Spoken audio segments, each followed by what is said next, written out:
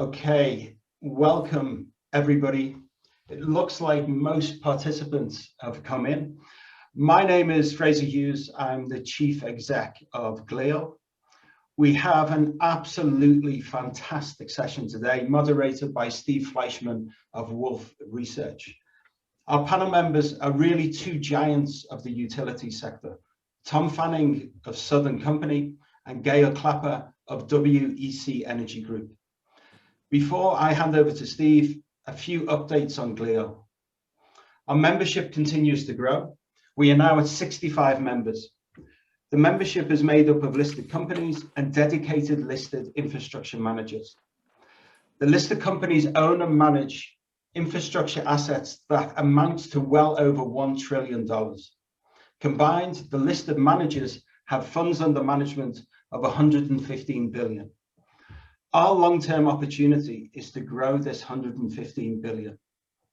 Developments in listed infra are often compared to global REITs.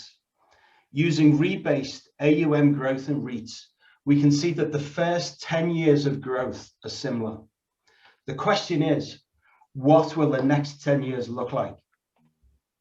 If we do a similar path, we estimate that AUM in listed infra could grow to between 300 and 450 billion in the next 10 years. This will benefit both the listed companies and the managers, but moreover, investors access high quality infrastructure assets and their management teams.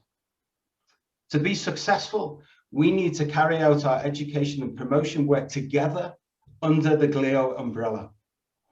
This awareness is done through the GLIO Index, the GLIO GRESB ESG Index, our regular research, the GLIO Journal, and our virtual platforms.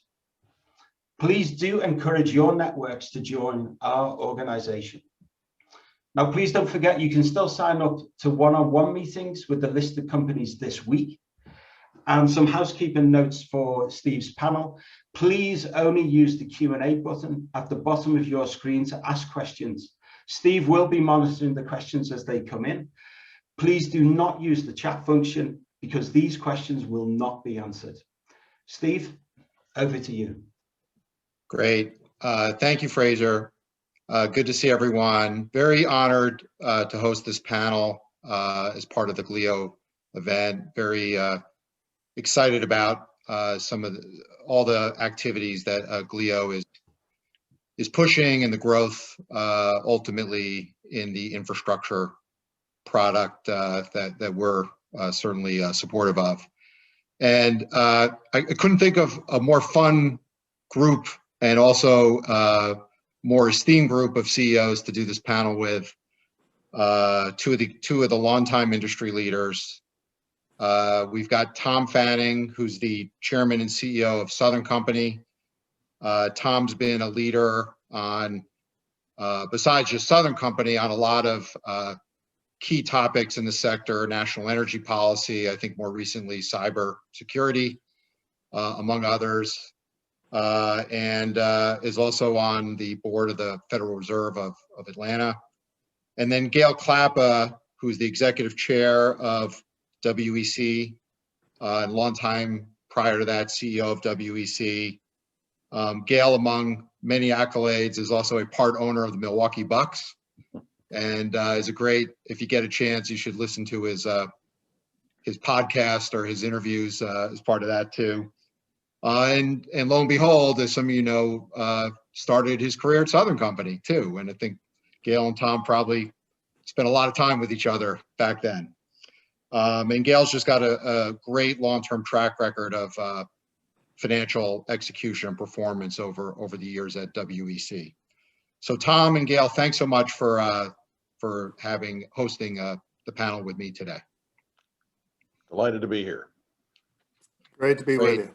So we've got a variety of folks on the line, and I thought it would be helpful, maybe Tom, starting with you, to just give a quick snapshot of Southern Company and maybe one line of what you think makes the company unique.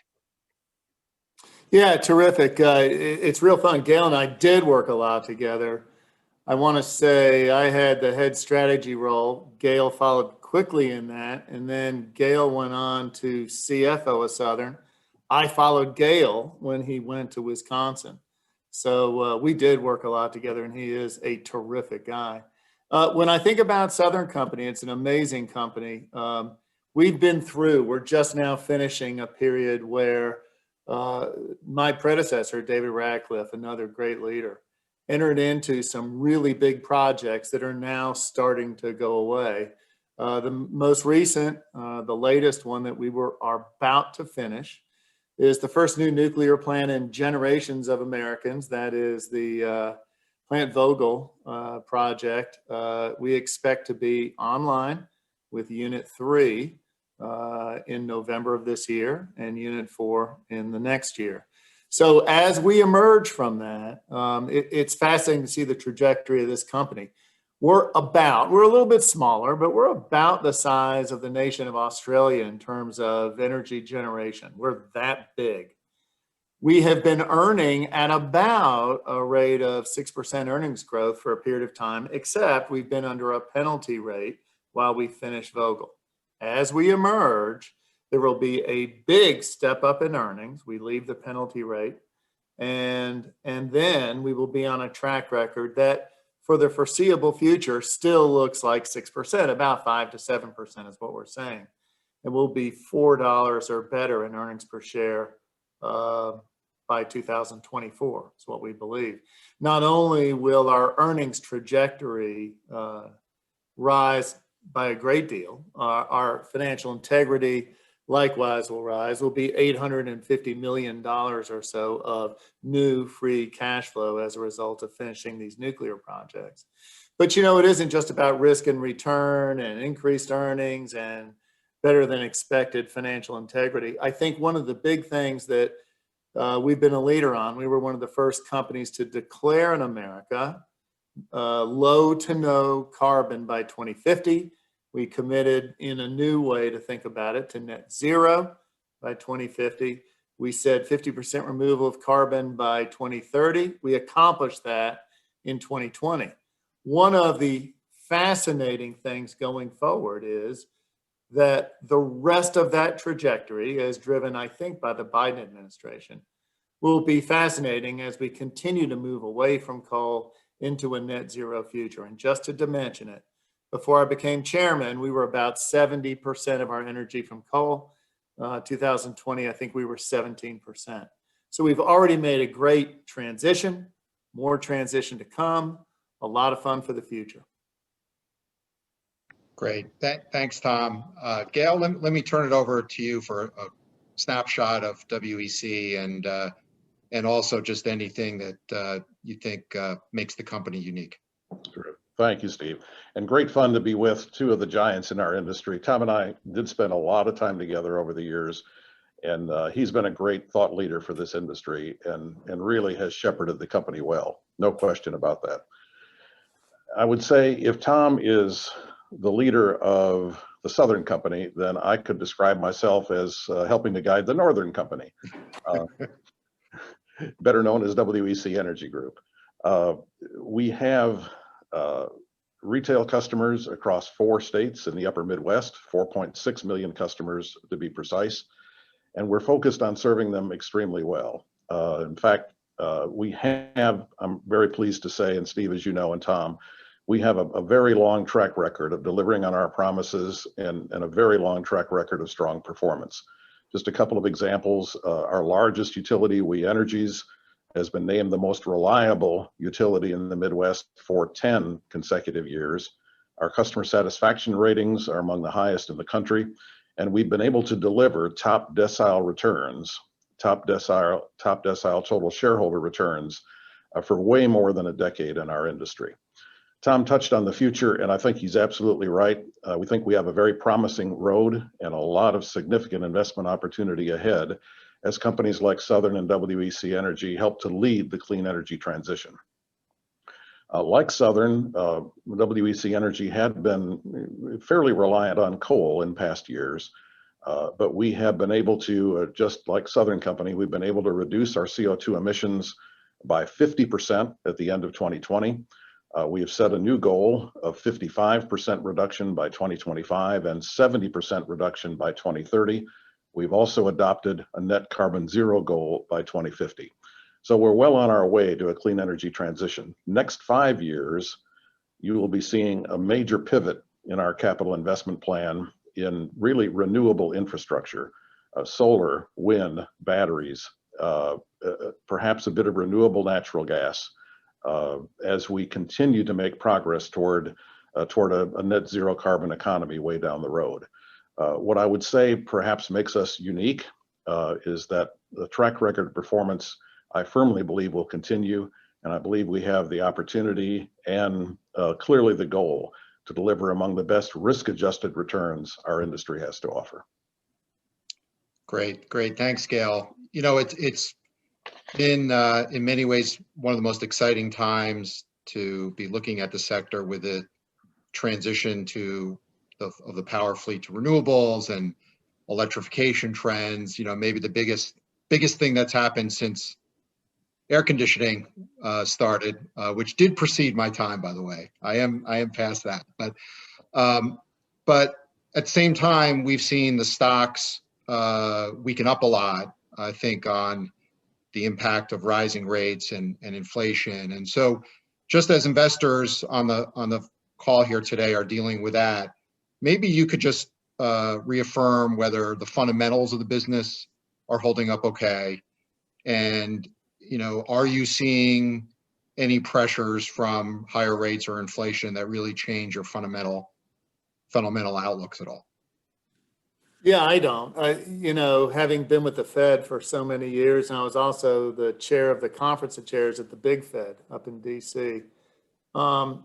I think what we're seeing right now is a bit of a perturbation in those markets. I don't see continuing higher interest rates. Now, are we going to see a 10-year at 3 or 4%? That's what I'm referring to. And, you know, I was the chair of the conference of chairs when we made the transition from Janet Yellen to Jay Powell, and Jay Powell remains a great friend. They're going to be a little more relaxed about inflation. They used to say 2% was their goal, and he's saying, well, I don't mind if we go a little bit above 2. For the longest time, we would have expansionary monetary policy, and we wouldn't hit 2%. They were always puzzled at why they couldn't get inflation going. And as that impacts our industry, I think this notion of reasonable growth plus attractive yield at the very low risk profile will fit the world's demographic very well. And I think with the kind of yields we're talking about, our investor base is going to remain even more important. And I think our stocks will remain exceedingly attractive for that demographic for time to come. So, yeah, look, I think you'll see some bumps here and there, but I think this kind of growth with a good yield at lowest risk is going to be great for years to come.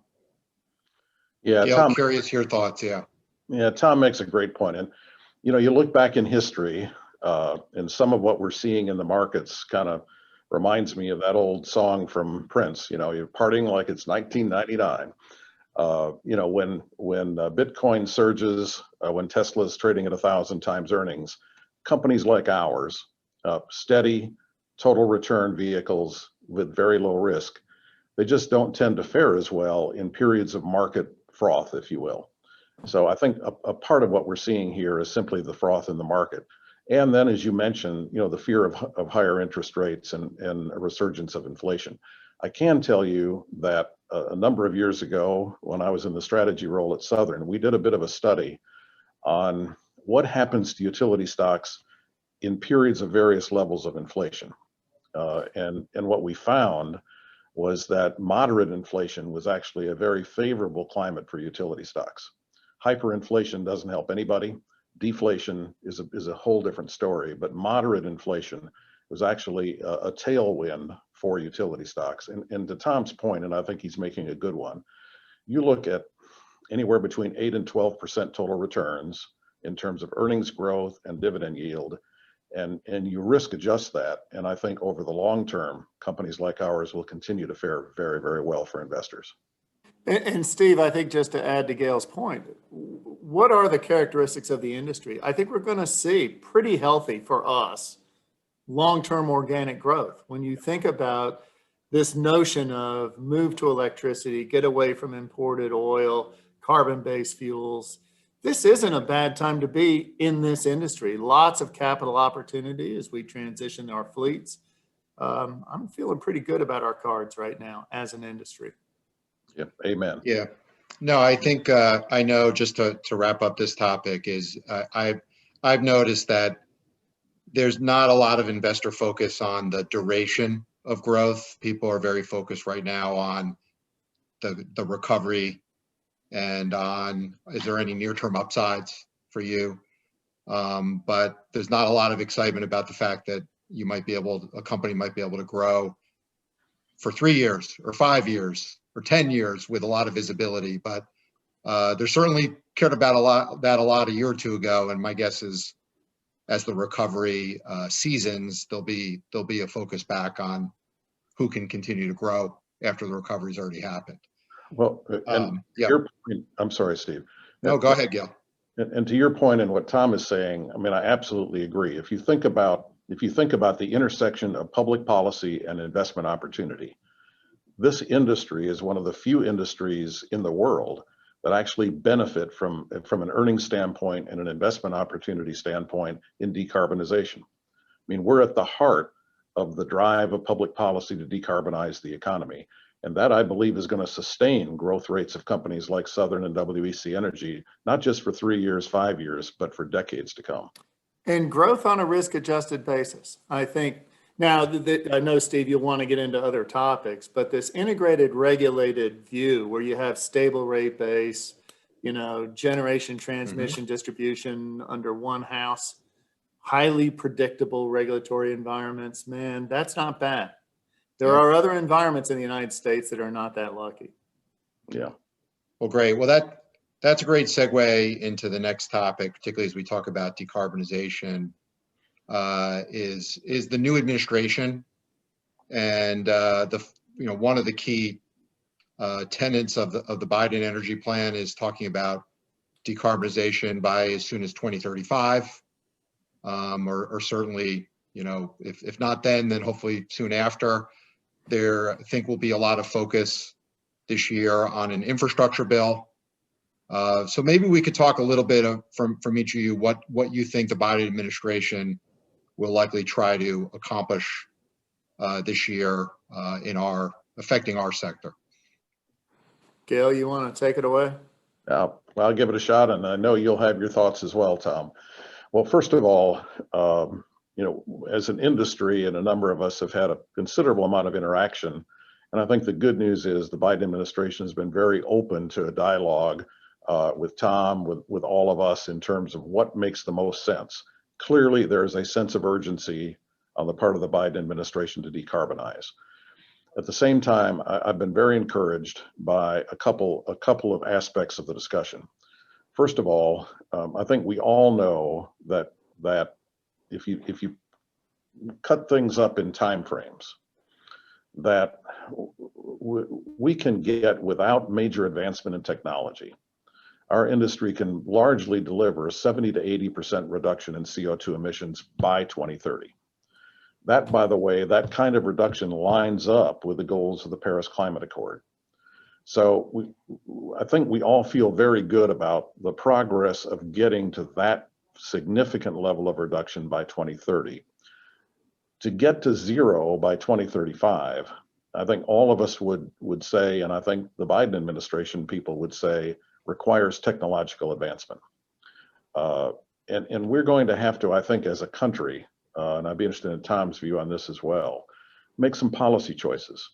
One of our fellow CEOs was saying the other day, and I think he made tremendous sense, we may get to a point from the standpoint of what can you get for the best bang for the buck? Might it be incentivizing another electric vehicle, or might it be incentivizing 1 more ounce of CO2 reduction from a power plant? But I think the real issue comes down to, we have to be reliable. We are the lifeblood of the economy, and you saw what happened in Texas. I know we'll talk about that later. but we're the lifeblood of the economy. We have to be reliable. We have to provide economic service to customers, and we have to do it while decarbonizing. All that's possible, but it's a tall order, frankly, in my view, to get to 2035 at zero for our industry and still be reliable and still be economic for customers. It's not to say it can't be done. The other part I'm encouraged about is there are more dollars going in at the federal level at DOE to carbon capture research, which I think is the next most high potential technology to help us get there. There are others, where there's talk about hydrogen, but I think that's many more years away. Modular nuclear reactors, we haven't seen one deployed yet in the United States. Then there's carbon capture and longer duration batteries. But there are technologies that I think will get us there by 2050. Whether it's absolute zero by 2035, I think is another question. Tom? Yeah, it's fascinating, and it's a little unpredictable where we are right now. When Trump was running against Clinton, I worked with both of the campaigns structuring, helping them think through what their energy policy choices were. And I was on one of the Trump transition teams. Now with Biden, it's been very interesting. Through the campaign, private sector really didn't participate in policy formulation very much at all. And so now after the election, I have been part of his transition teams. And now have also met with now Secretary Jennifer Granholm, Gina McCarthy, who kind of has the domestic portion of attacking carbon as an issue. Of course, John Kerry has the international aspect of that. And just to add on, inside the National Security Council, we've been working on cyber and physical security with Ann Neuberger and Liz Sherwood-Randall. These are people that we know quite well. So it's like all of a sudden the flower has opened and now we are engaged in a big way. Here's what I would say. It is very clear that the politics of the current administration are favoring targets like 80% removal by 2030 and net zero by 2035. That is a tall glass of water to drink. We can do it. And as Gale says, there are lots of interesting policy choices. One of the very interesting ones is, look, we've done our modeling. We can get to net zero by 2035. However, there's a big economic elbow, if you will, in the United States that really moves to higher cost away from, say, a 2040 number down to 2035. Why would that elbow exist? Well, we believe, for a lot of the reasons Gale says, is that an interesting kind of conundrum. The longer you let technology transformation evolve and become commercial, then the transition actually becomes easier. Now, it has to be a major policy decision is it more important to get to net zero carbon by 2035 and keep prices lower and resilience, see Texas here recently, higher? Or do we lower, or do we really allow some time to let these advantages go forward? Southern runs and ran for some time the International Carbon Capture Center. We currently just got 5 more years on the United States Domestic Carbon Capture Research Center. We're the biggest customer for R&D with DOE. My sense is that's another potential area for growth. When you look at infrastructure investments, it may be, and I've talked to the folks about this, creating a slice where the United States, along with the private sector, promotes technology innovation. And I think that will be another opportunity for us to go forward. But these big bets, whether we're going to spend $100 million on investing in the newest nuclear technology, I don't think it's going to be SMRs. I think that's more of a niche play in America. I think it's going to be more what they call the Gen 4 reactors. These are the molten chloride salt reactors that physically can't melt down, and therefore you don't need as much containment structure, and they become more economic. But if we're in a headlong rush to 2035, it's going to be very hard to justify new nuclear. Even though I think as a policy position, that's an important posture to keep in play. You know, So, Steve, yeah, go ahead, Gale. something Tom said really struck a note, and I think it's probably just briefly worth mentioning. If you look back at the history of our industry, and the history of our industry is one of really superior service to, superior energy service to customers at very competitive prices. If you look back at that history, there's one giant lesson that leaps out, and that is there is no perfect fuel source, and having all of the options available to you is really what has resulted in the best, most economic service to customers.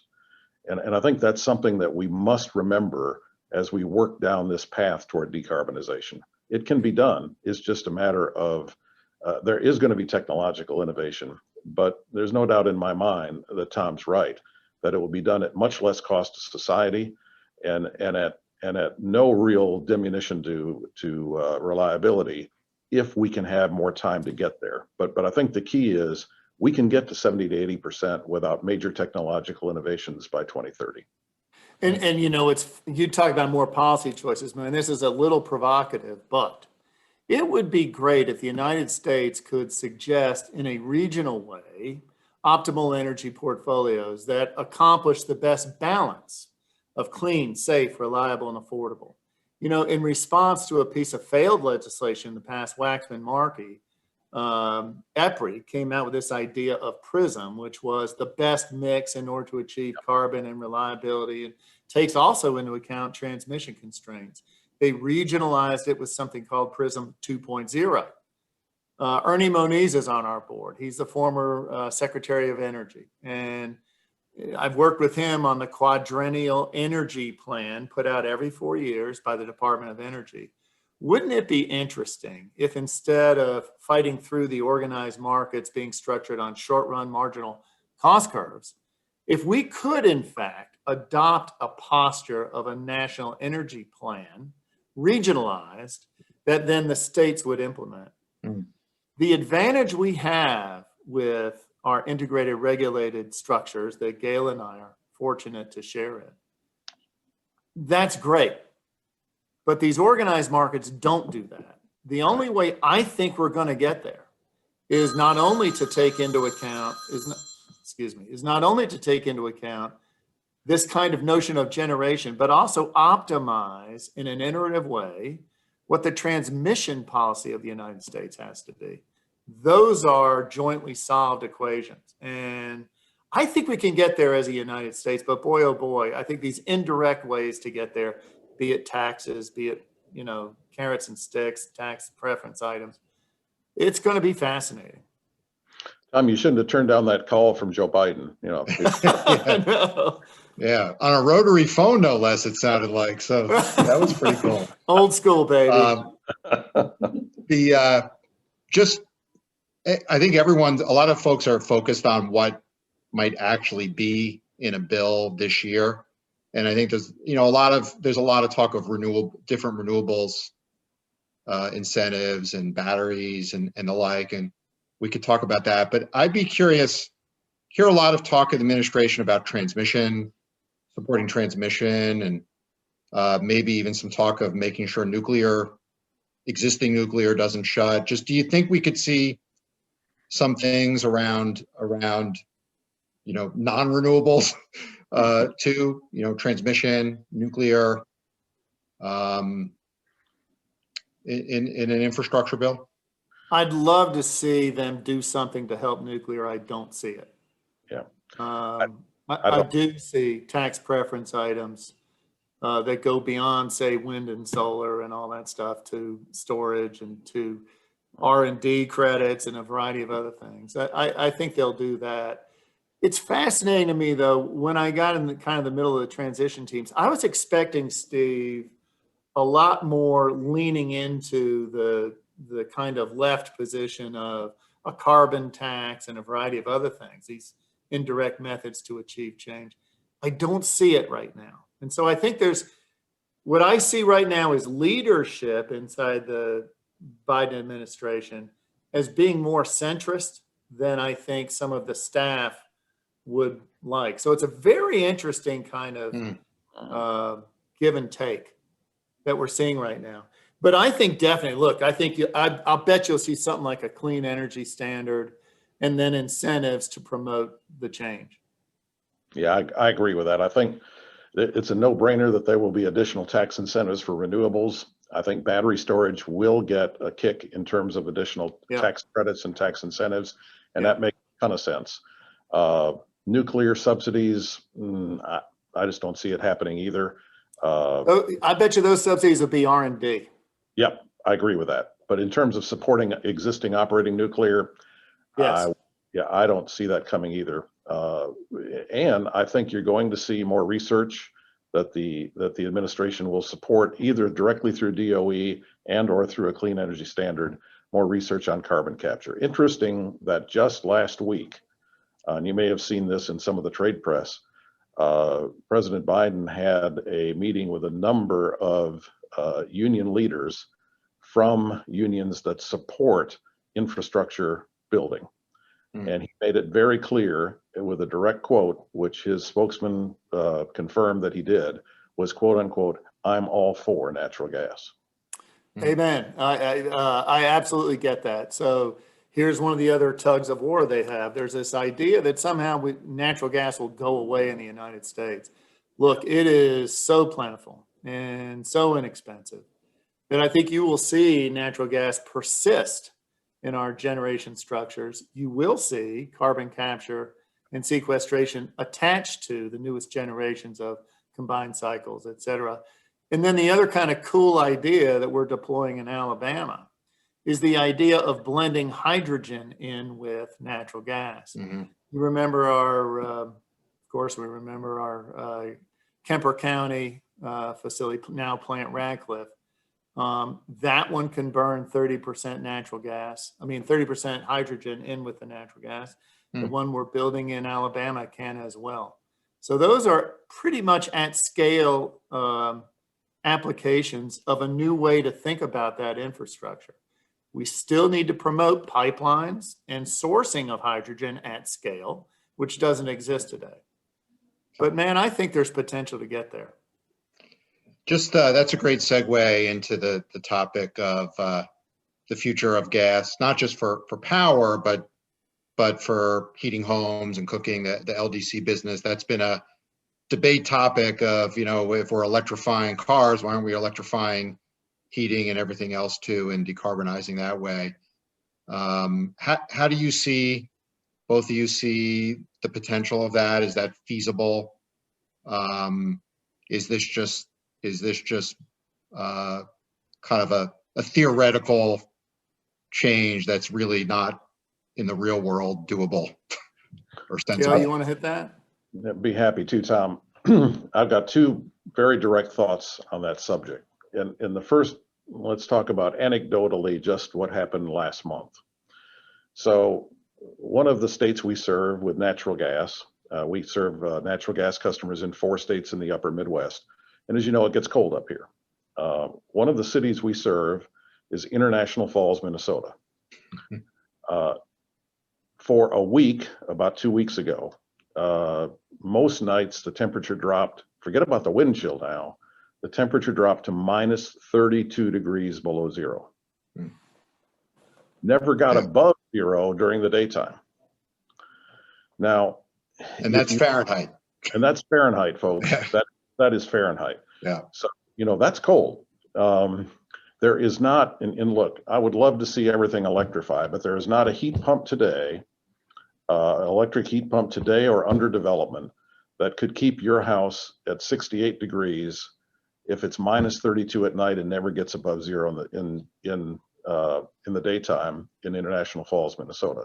It's just not there.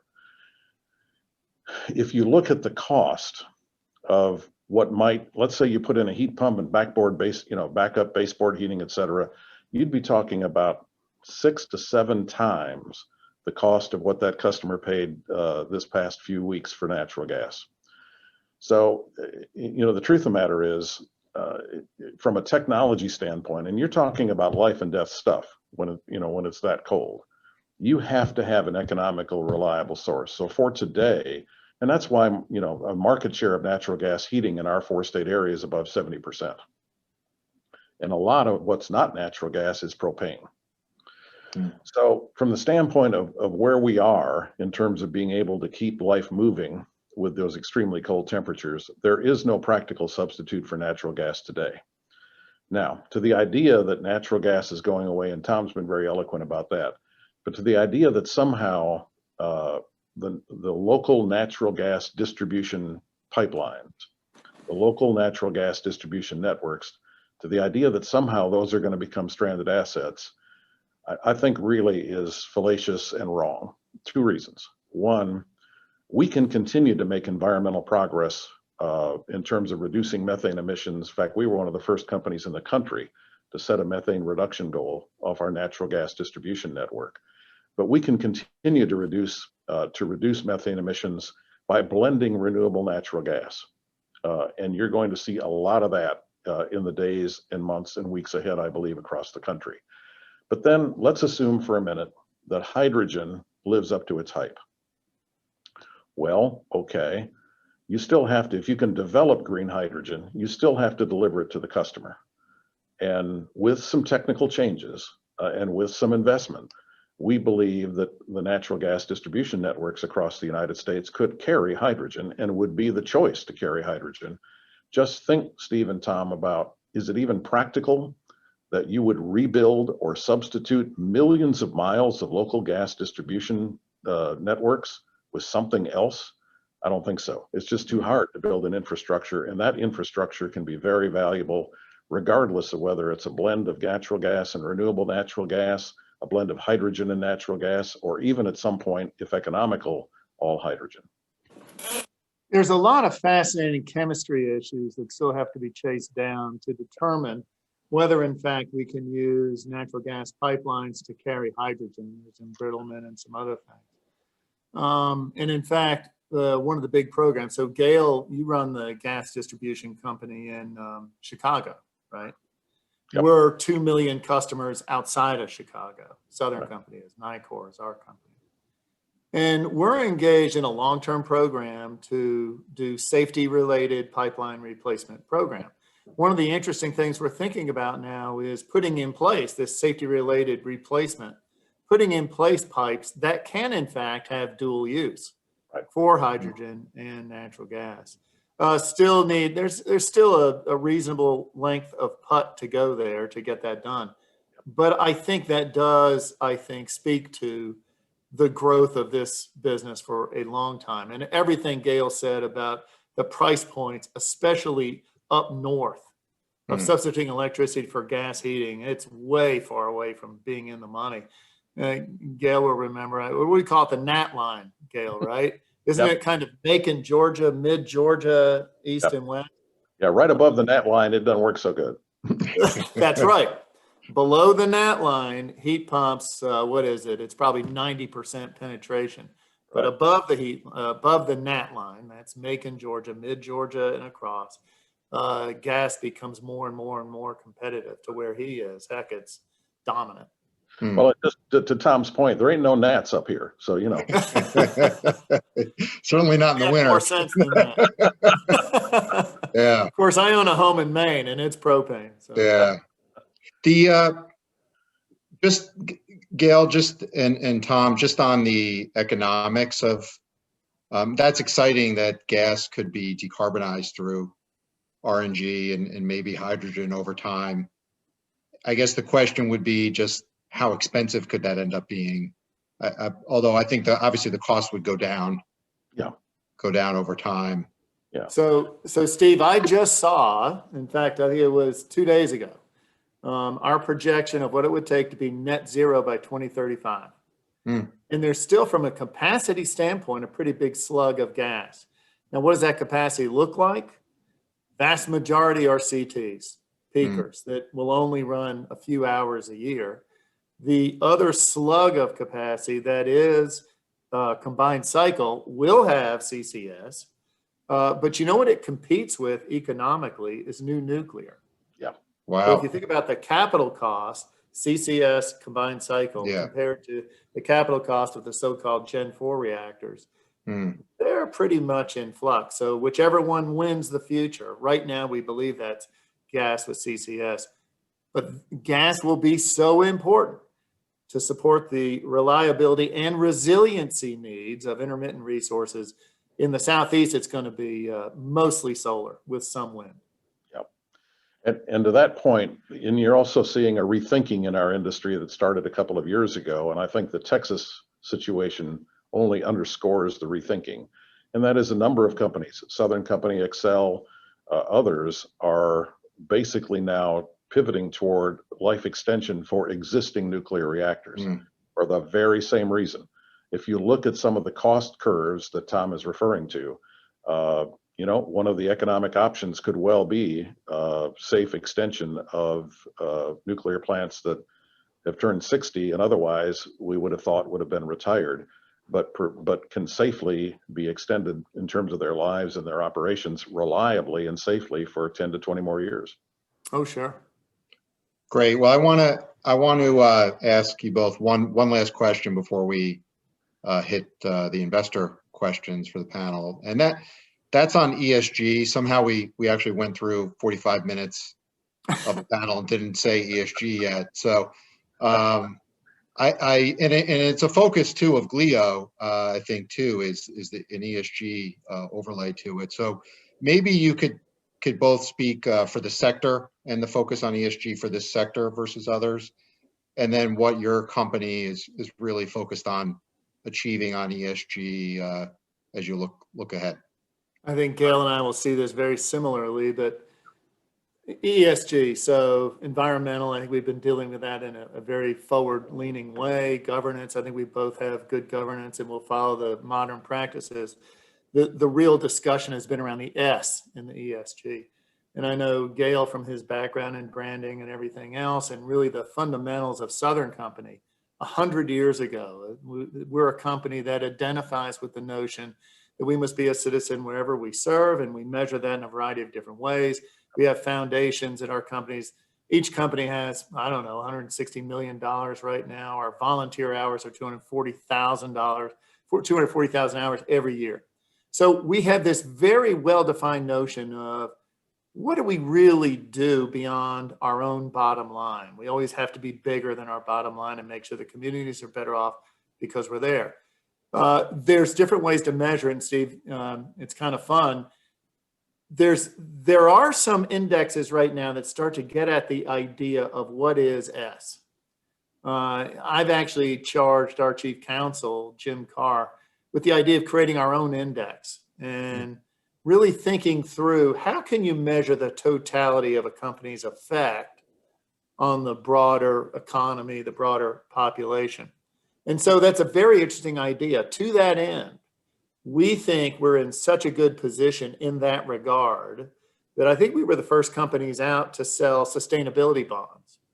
And now there's an emerging group of investors that will pay up to associate their investment with good sustainable practices. So I'm actually really kind of encouraged by this because I think we've always stood for those principles, we as an industry. And I think it will help this industry with the pools of investment capital that will open up in the future. Steve, to build on what Tom said, and we're both a bit biased, but I will tell you, as we look around and you know, Tom's on a number of outside boards, I'm on a number of outside public company boards. I would say to you, there is no industry in America that is better positioned than our industry on the S and the G. We keep running into, well, the E. I mean, I think many investors are beginning to realize how well our companies do on the S and G metrics, but they need greater, particularly the S needs greater definition. I mean, in many ways, ESG is still the Wild West. You have what I call check the box investors who, if you have any fossil fuel in your future, they won't invest in you. That I think is a very narrow and probably not very profitable way to run a fund. Then you have those who want to understand what you're doing. But again, the measurements and the metrics and the indices are all over the place. It will continue to improve. The one thing that I think we should continue, particularly on the E side of ESG, we need to continue to talk about the progress this industry has made. You know, the statistics show, for example, that power generation is no longer the single biggest contributor CO2 emissions. It's the transportation sector. This industry's done a lot, and we got a lot more that we can do. But for example, in our situation, and Steve, you and I have talked about this, we have a relatively new, I think 2010 and 2011 were the in-service dates of our new Oak Creek units, among the most efficient coal-fired power plants in the world, literally. You know, what about the future of that, and how does that fit into an ESG profile? Well, if you think about how far we've come, I mean, by 2025, with the retirements that we've already announced, less than 10% of our revenues and asset base will be tied to coal. And that asset that I talked about, which burns cleanly coal today, is so strategically placed on the transmission network that we have options. Perhaps one day it will be a natural gas coal blend. Maybe one day it'll be hydrogen. But we have options for that most efficient unit to be able to contribute to society and contribute to our mission of reliable economic service. So I think we got to continue to tell the story on the E front, and then help shape, as Tom said, the definition of S, because I will tell you, companies like ours make a huge difference every day in the economic and justice life of society. And let me give you quick examples, and then I guess we'll probably go to other questions. But even before the social unrest in the United States of the summer, we committed $50 million to HBCUs, and just recently we announced another $25 million in partnership with Apple to develop a nationwide technology and innovation center that will be located in Atlanta. And so Tim Cook and friends will join arms with us, and we will create something of value. This idea of divisiveness in America, and perhaps it's been a long time since we've seen it this divisive. I think the private sector, and these are arguments I've made at the Business Roundtable, we are the kind of people that can step into the middle, and I think demonstrate by our own actions and hopefully our leadership for others to come to the middle and kind of bring sense to the chaos that we've seen so much during 2020. In fact, what we say is there's really been four epidemics. One is the medical epidemic, two is the economic epidemic, three is the political epidemic, and four is the social. Companies like ours, whether it's Wisconsin or Southern Company, we can help bring, I think, a more stable America into the future. You know, Warren Buffett continually says this, and I believe he's right, in his letter that came out just a week or so ago. You know, he mentioned never bet against America. Yeah.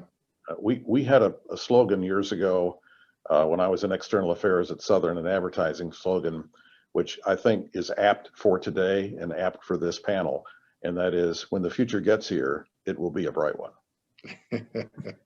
That's a great one. Didn't we throw a switch at that point, Gale? Didn't Addison throw a switch at that point? He did. He did it. Lights came on across the Southeast. Yeah. There you go. Well, I think that Warren Buffett letter also talked very favorably about transmission growth too, which was kind of exciting to see. So, well, look, we've got several questions to get to, so I want to make sure we ask those before we have to wrap up. So, just to kick off, first question is, due to what happened in Texas with outages and a lack of regulation, do you see this as an opportunity? So I was on Squawk Box and I wanted to talk about our year-end earnings, and all Joe wanted to talk about was what happened in Texas. So if you want to go back and look at that, I think it's on YouTube and all. There's a decent explanation. It's a long story, but number one, utilities plan for certain weather standards. The weather got way beyond what people planned for. And so it wasn't renewables versus baseload. Everybody had problems. Okay, number one. Number two, the market there is an energy-only market. It's called ERCOT, the Energy Reliability Council of Texas. The state of Texas, roughly speaking, is an energy island and very limited transmission from Texas to other parts of the United States. So I would argue, number one, it was weather driven. Number two, the weather got beyond the standards of generation, and also gas flows and a variety of other things. But the weather made the operations awful. And then number three, the structure of the market, ERCOT, really didn't lend itself to being helped by transmission from outside the state. It was all of those things. You know, it was funny. So after I got off Squawk Box, I got in my car, got a call from the Situation Room in the White House. And Liz Sherwood Randall, who in the National Security Council runs Homeland Security, what can we do to help? You know, and I, without being glib, I felt like saying, you know, get a bunch of blow dryers or something. Right. There was, I lead, run them yeah, on propane, yeah. but I lead for the United States all these big storm restoration efforts. When it takes 10,000 people in an area, I help organize all that. There was nothing we could do. The lines weren't down. It was a matter of the facilities in operation weren't designed to operate in those environments. I think some of that, I think a lot of that is a market issue. I do wonder though,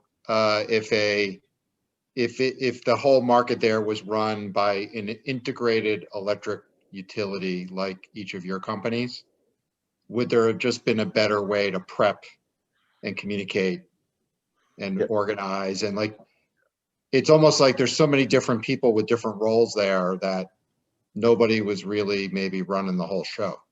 Well, Steve, you're asking. Go ahead, Gale. You're asking a good question, but let's go back to something very fundamental that Tom was kind of referring to. I mean, his company and ours are regulated, fully regulated, integrated utilities. To start to answer your question, you're looking at a completely disaggregated industry in Texas. Nobody's responsible for the whole shebang, okay? Yeah. But this goes back, and Tom and I are probably very biased about this, but I think history is starting to show our viewpoint is right. If you look at the Texas market, for that matter, if you look at the California market, where they've also had reliability issues, those market designs incentivize the lowest cost solution. And I'll give you an example. In the short run, lowest cost in the short run. Exactly, lowest cost in the short run. So I'll give you an example.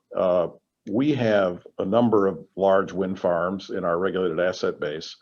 And because of the area we serve in, and because we are driven to, in regulation, reliability at reasonable cost, we invested as part of our design in cold weather packages for the wind farms that we operate in the regulated asset base and that serve our retail customers. Well, by design, those wind farms are able to operate with the cold weather package down to minus 20 degrees Fahrenheit.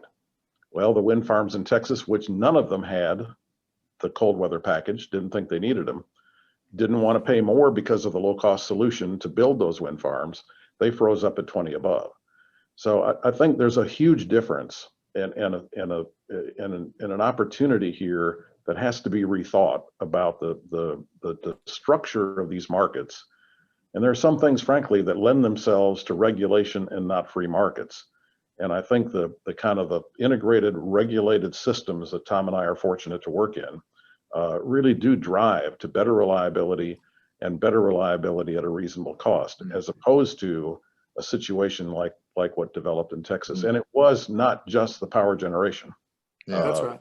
Yeah, this was a massive infrastructure failure, including water. So I think there are. And one more thing, even as we started to turn the generation back on, the load centers didn't know where the generation was going to come on from because it was completely disaggregated. Yeah. And so transmission became a problem. Yeah. It was a real mess. Yeah. Let me make sure we get to a few other questions because I think we could talk about this topic for a whole hour. But a question is in Washington, is there any discussion of a carbon tax at the national level or changing the dispatch curve to reflect the cost of carbon? So we have for decades incorporated the cost of carbon in our integrated resource planning processes. For those that don't know, this is what Gale and I were just talking about. We go through periodically, I guess it's every 3 years in Georgia and every other year in Alabama, et cetera.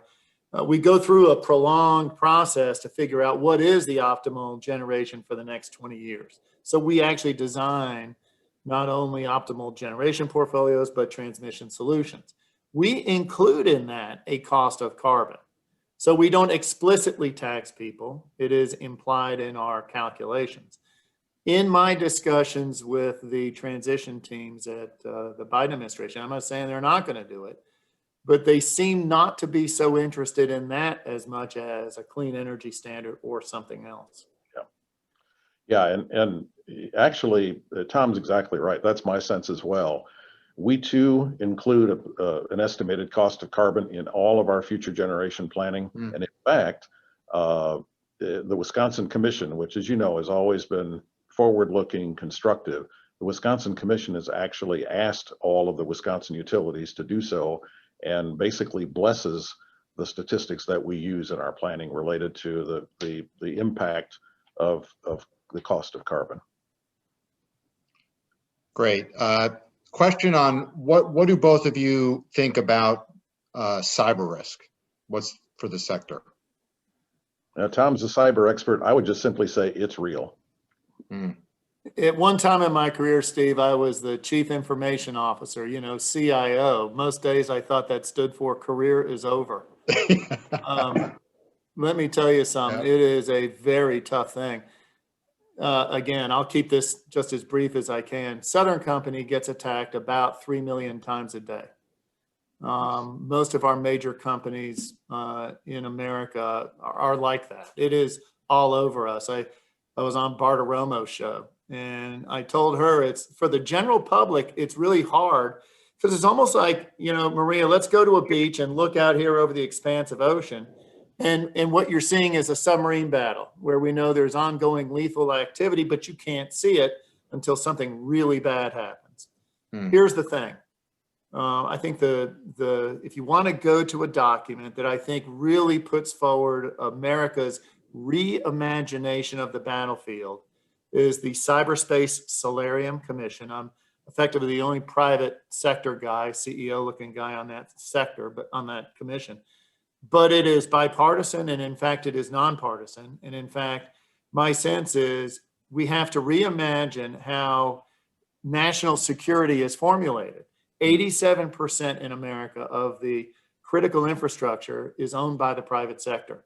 The battles these days are not going to be fought on the plains of Poland with tanks from Russia versus NATO.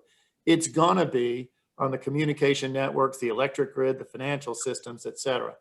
And so the private sector has to join with, collaborate, not share, not cooperate, the federal government to protect the United States and protect our countries. The UK actually has a pretty good model of collaboration between the private sector and the federal government. And what Tom didn't tell you, those 3 million attacks a day, most of them are just him trying to log in. It's just. Now, I am the ultimate insider threat. I will say this, and one of the encouraging things, and under Tom's leadership and others, we have a very, very good working relationship with, you name the agency. As you know, the Democratic National Convention was scheduled to be in Milwaukee this past year. And our folks learned a ton with the interaction. The virtual nature of the convention really wasn't decided until the very last minute. So all of the prep work, all of the cybersecurity work, all of the physical security work that had to be done for us to prepare for the Democratic National Convention was done months in advance with enormous collaboration with Homeland Security, the FBI, White House advisors, and the emphasis on cybersecurity was just phenomenal, and the cooperation and the intelligence was just phenomenal. The one thing I've been encouraged about, and I'll be very brief here, is I think we have all, to Tom's point, we've all moved beyond just thinking that we could ever completely protect our networks. We've now gone beyond that. Obviously we want to protect our networks, but we've gone beyond that to determine how best to basically minimize any kind of damage that might occur if an attack was successful. But Tom's right, and the sophistication of the attacks, mostly by state-sponsored entities is pretty darn sophisticated and growing. So it's I just want to do a quick call out. The federal government of the United States in this regard is really terrific. We have patriots like General Paul Nakasone that runs NSC, U.S. Cyber Command. Ann Neuberger came out of the NSC, and she was head of the cyber arm of NSC. She is now in the National Security Council in charge of cyber policy. I've been working hand in glove with her over the past few weeks. She's ready to roll out a 100-day plan for the Biden administration on how we can protect critical infrastructure in America. So look forward to that. Great. Well, we've got a few more questions, but I think we've hit our time. I tried to pull off the impossible, which is to get Tom Fanning done on time on a call, but I failed. Sorry. But this was a great discussion, Tom and Gale. Really appreciate you participating in this event, and thank you very much. Great being with you. Thank you. I'm going to turn the floor back to Fraser to close us out. Okay, thanks, Steve, and a really big thank you to Tom, Gale, and Steve. It was really a superb discussion, guys. I know you're busy, and we really, really appreciate your time. Last remarks my side, please do to the attendees sign up for Thursday's panels. We have a panel on telecom infrastructure with American Tower and Morgan Stanley. And later in the day, we have a transportation panel with Transurban, Canadian National and First Sentia investors. And please don't forget to sign up for the one-on-one meetings with the listed companies. Thanks for attending, and I'll see you all on Thursday, I hope. Bye, everyone. Thanks. Bye, everyone. Good to see you. So long, everybody. Gail, great being with you. Enjoyed it. Thank you, Tom. Thank you, Steve. Bye, Gail. Bye, Tom. Thanks, guys.